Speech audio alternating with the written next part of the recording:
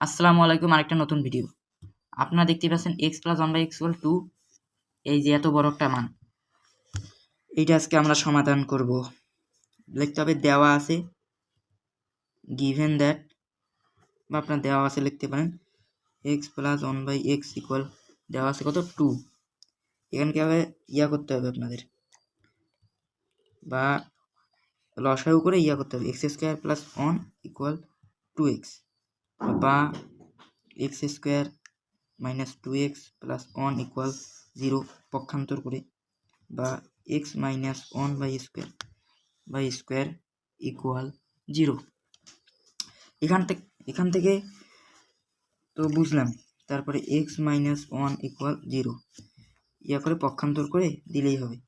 অতএব x equal one. তাহলে এবার লিখতে হবে প্রদত্ত